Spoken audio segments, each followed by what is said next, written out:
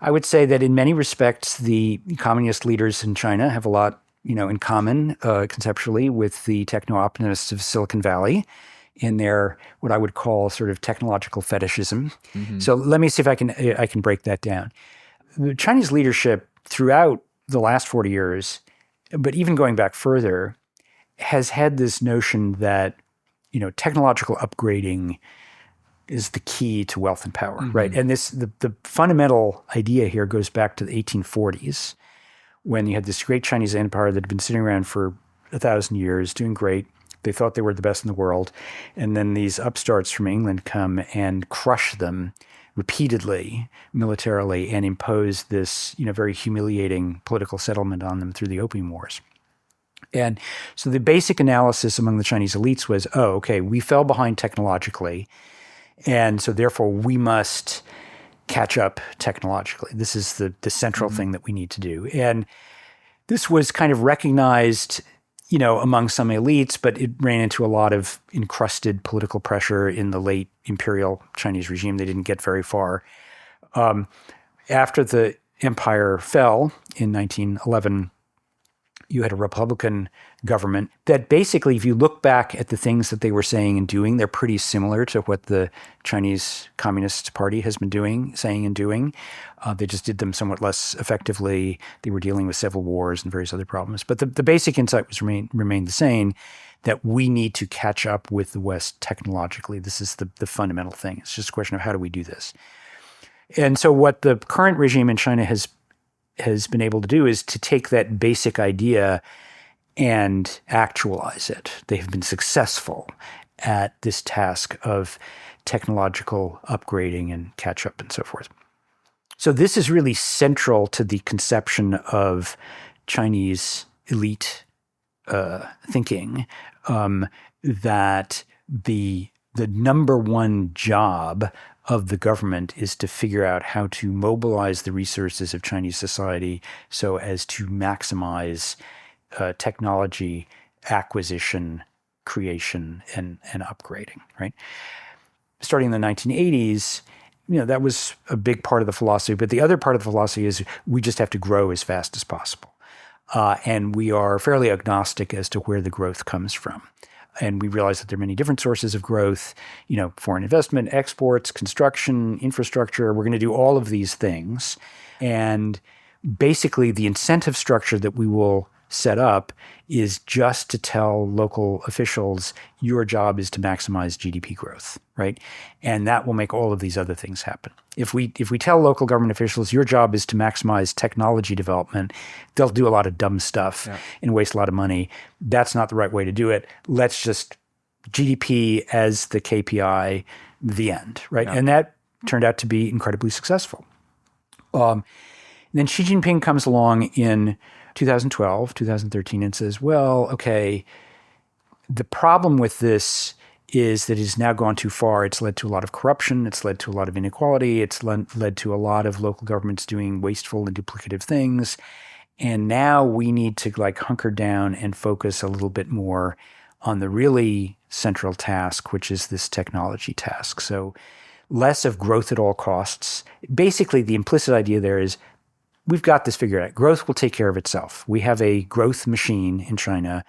The resources of government now need to be focused on specifically the technology question. So everything that he has done, particularly since about 2015, 2016, when you really started to see this come into focus, has been let's worry less about the growth target and more about the technology targets. And particularly after Trump launched his trade war, and the Biden administration followed that up with a lot of controls on exports of technology to China, I think the focus got intense because they were saying, the U.S. really wants to constrain our technological rise. They kind of have the ability to do so. And so therefore we have to double down on our efforts to replicate all of these core technologies so that we're not reliant on the U.S. or its allies anymore. And we just have to go full tilt on technology at all costs, right? So that was kind of an accelerant of of this tendency. But then there is kind of a macroeconomic theory. And so if you go back and read some of the statements that they put out in the late 2010s about their vision of the future, basically they said all of these technological developments, by which they meant investments in, they didn't mean Alibaba and Tencent and all of these great internet companies. They meant physical technology, semiconductors, new material, green energy, industrial robots, all this kind of stuff. Essentially, their view is this is going to be the productivity engine of the future. And so growth and growth in the overall economy and incomes, it's all going to be driven by these technological investments. And I think that is essentially what they sincerely believe, right? And I think there are some problems with that, which is that, the vast majority of people in an economy do not work in those sectors, right? So you can get very, very good at making semiconductors and industrial robots and whatnot. And the people who work in those industries do extremely well. But that is a tiny, tiny fraction of the totality of the population. And how do you have spillovers that enable everyone in the economy, regardless of how remote they are from this, engine room of the high-tech sector, to enjoy gains to income, right? And the answer in the United States historically has been, we're just going to have this great consumer economy, right? We're essentially going to be demand-driven.